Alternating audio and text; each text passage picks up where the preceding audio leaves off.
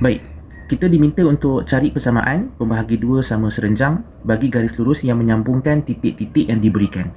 Baik, situasinya macam ni. Kita ada satu garis lurus yang mana garis lurus ni menghubungkan titik E dan juga titik F. Titik E dia dah bagi dah, negatif 1, 11. Titik F pun dia dah bagi, iaitu negatif 3, 5. Isunya sekarang ni adalah kita ada satu garis lurus yang berserenjang dengan garis lurus EF. Tapi dia bukan serenjang yang sebarang serenjang. Dia adalah pembahagi dua sama serenjang. Maksudnya, garis lurus tu dia akan potong garis lurus EF ni dekat tengah-tengah. Macam ni. Okey, maknanya kata dia akan membahagikan garis lurus EF ni kepada dua bahagian yang sama besar. Okey, lepas tu kena ingat bila sebut pembahagi dua sama serenjang, bila sebut berserenjang, automatik sudut yang terhasil di antara dua garis lurus ni mestilah sentiasa 90 darjah. Ni kena ingat. Okey. Cikgu labelkan garis lurus yang berserenjang dengan garis lurus EF ni sebagai garis lurus AB. Boleh? Okey, baik. Jadi sekarang ni tugas kita adalah kita nak mencari persamaan untuk garis lurus AB inilah sebenarnya yang berserenjang dengan garis lurus EF. Itu maksud dia. Okey? Baik. Kita semua sedia maklum lah. Bila kita nak menyatakan persamaan garis lurus, kita faham kita mesti ungkapkan dalam bentuk Y sama dengan MX tambah C. Betul tak? Jadi apa yang kita kena ada sebelum kita mengungkapkan dalam bentuk persamaan garis lurus? Kita perlu tahu dia punya kecerunan ataupun M, dan kita kena tahu dia punya pintasan Y ataupun C. Okey, kita cari kecerunan dulu. Kecerunan senang. Awak kena ingat macam ni. Kalau kedua-dua garis lurus tu berserenjang, hasil darab kecerunan mereka adalah sama dengan negatif 1. Maksudnya macam ni.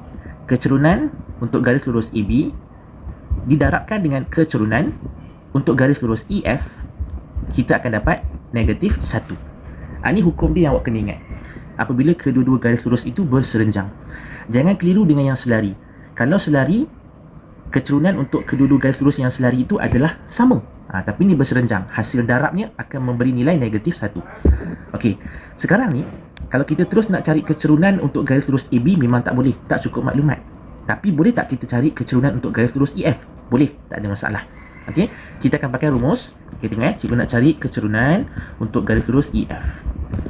Cikgu akan pakai rumus apa? Y2 tolak Y1 per X2 tolak X1. Okey, cikgu akan assume yang sini sebagai X2, Y2, yang sini sebagai X1, Y1. Okey, jadi cikgu gantikan sahaja. Y2 tolak Y1, Y2 cikgu adalah 5. Okey, tolakkan dengan 11 per dengan negatif 3 tolakkan dengan negatif 1. Betul? Okey, baik. 5 tolakkan dengan 11, maka kita akan dapat negatif 6. Yang bawah kita akan dapat negatif 3 tambah 1, kita akan dapat negatif 2. Okey, negatif 6 bahagikan dengan negatif 2, maka kita akan dapat 3. Dengan kata lain, kecerunan untuk garis lurus EF adalah sama dengan 3. Okey, kecerunan untuk garis lurus EF adalah sama dengan 3.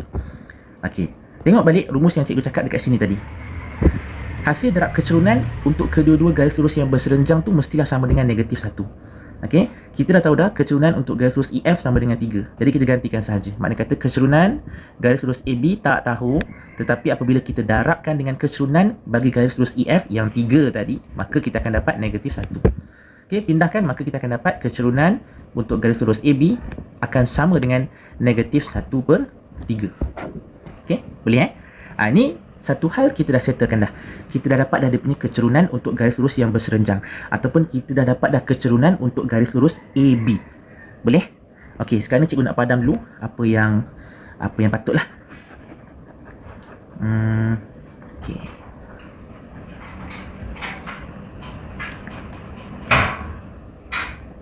Okey. Sekarang ni kita nak cari dia punya pintasan Y. Okey, tengok kebiasaannya bila kita diminta untuk cari persamaan bagi sesuatu garis lurus, dia akan bagi kita dia akan bagi kita apa? Dia akan cakap garis lurus yang dia minta kita cari tu, dia akan bagi, dia akan lalu dekat mana. Dia akan cakap garis lurus tu dia akan melalui titik apa. Dia akan bagi. Tapi dekat soalan ni dia tak bagi pun. Betul tak? Cuba tengok garis lurus AB tu. Dia tak cakap pun garis lurus AB ni akan lalu dekat titik mana. Dia tak bagi tahu pun. Tapi boleh tak kita cari? Boleh. Okay, awak perhatikan dekat sini. Okay, tengok tanda merah yang cikgu nak buat.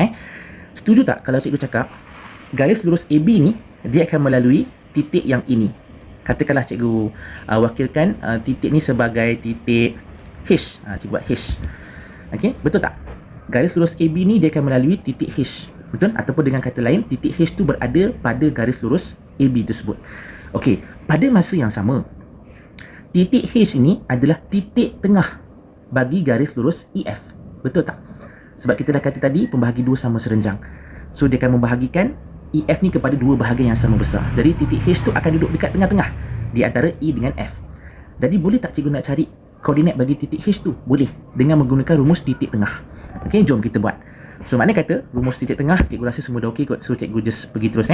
So, makna kata, untuk dapatkan koordinat H, okay, dia akan jadi negatif 1 tambah dengan negatif 3 bahagi dengan 2. Okay, kemudian 11 tambahkan dengan 5 bahagi dengan 2. Okay, tutup kurungan sebab koordinat mesti dalam kurungan. Okay, baik. So, negatif 1 tolak dengan 3, negatif 1 tambah negatif 3, tambah jumpa tolak jadi tolak lah. So, negatif 1 tolak 3, kita akan dapat negatif 4 per 2. Koma, 11 tambah 5, 16 lah per 2. Tutup kurungan. Maka kita akan dapat negatif 2 dan juga 8. Apa benda negatif 2, 8 ni? Inilah kita punya koordinat untuk H. H kita adalah negatif 2, 8. Okey, baik. Sekarang ni, cikgu dah boleh apply dah rumus yang Y sama dengan MX tambah C. Okey, tengok tengok betul-betul. Cikgu akan apply yang ni. Cikgu akan apply yang ini. Okey, sekejap sebelum tu cikgu padam sikit yang ni. Macam serabut pula.